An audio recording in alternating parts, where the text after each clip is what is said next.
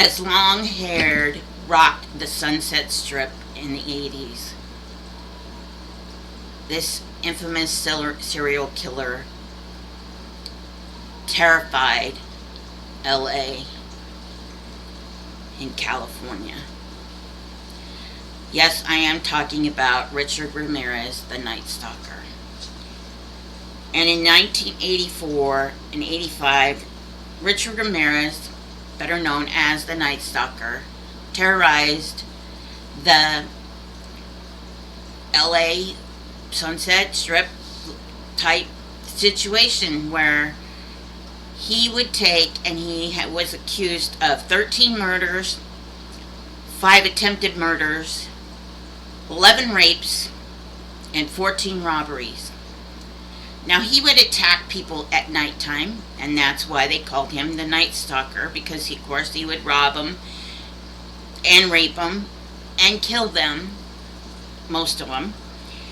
He was sentenced to death for 19 death penalties, and sentenced to death back in them days, Of course, now they don't have, a lot of states don't have the death penalty.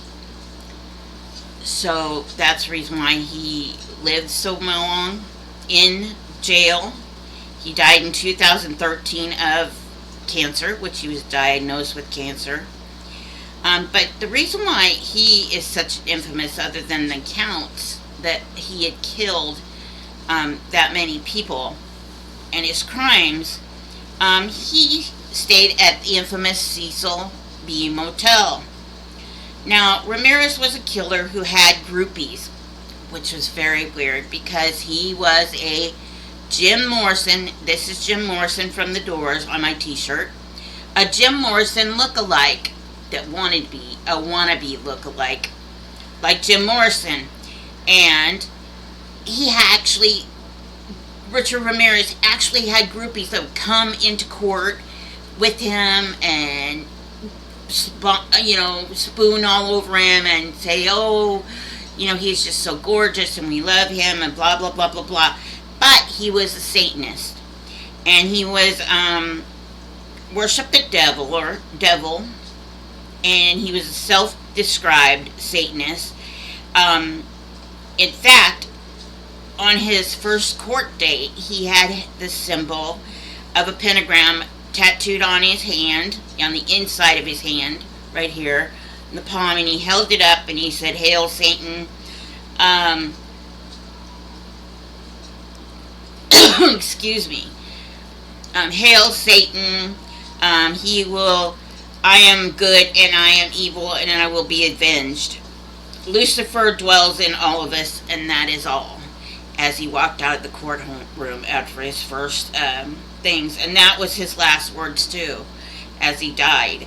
After serving several, 19 death sentences through jail, which he went to jail for 24 years before he passed away in 2013 of cancer.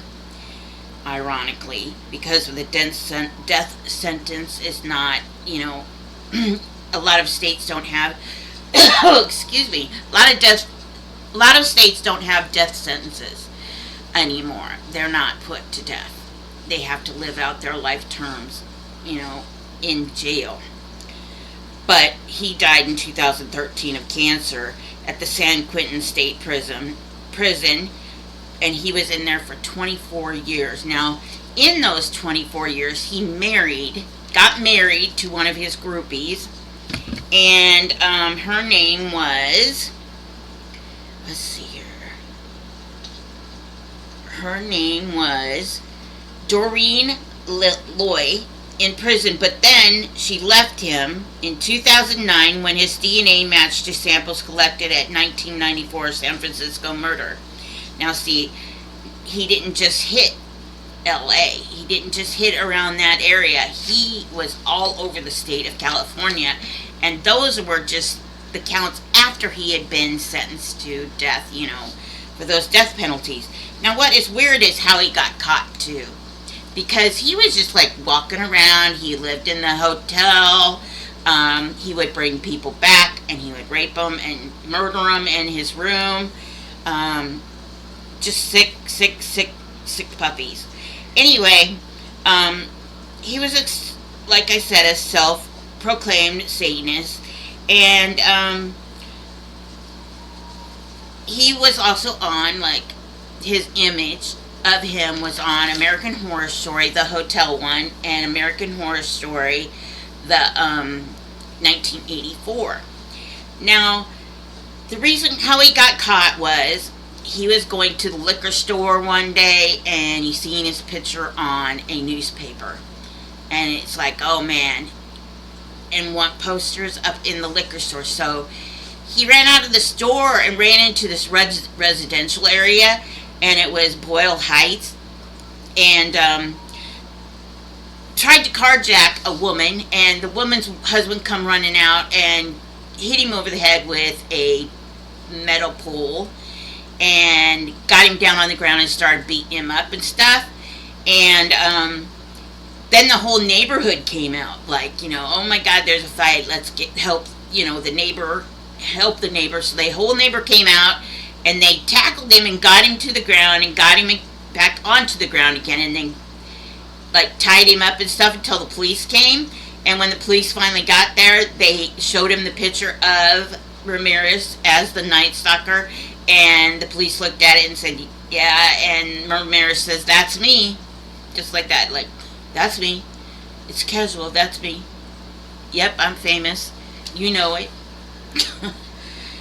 Anyway, he pled not guilty the first time he went in. Like, it wasn't, oh, I didn't do that, I mean, after he got caught, he said, that's me. He was wanting the popularity, the famous, I'm the famous Night Stalker. And then when he went to court, he turned into a little freaking pansy and said, no, I don't want, I didn't do anything wrong. But, like I said before, he left the courtroom. He said, Hail Satan, and he exited the room, and he finally died in 2013 of cancer, which I guess cancer just more or less ate him away, I'm sure, in prison. But that is the story of the Night Stalker. Now, when I did the Cecil B. Motel last month for California's hotels, I mentioned him, the Night Stalker, and Richard Ramirez and his cronies that actually worshipped him and believed in him and was a copycat killer that was part of that hotel. And supposedly that hotel is haunted by Richard Ramirez. So, if you like that, you can go back next month, and it is California, I believe it was last week, and see that part of Richard Ramirez's story and his copycat killers. I hope you like this.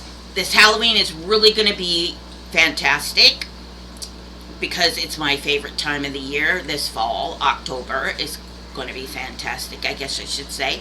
And I will be doing a lot of things. Mondays, I will be doing my Moshari, my familiars, of course, her segments. And I will be doing on Tuesdays, it's kind of family friendly, that I will be doing crafts and making stuff with Wonder the Witch.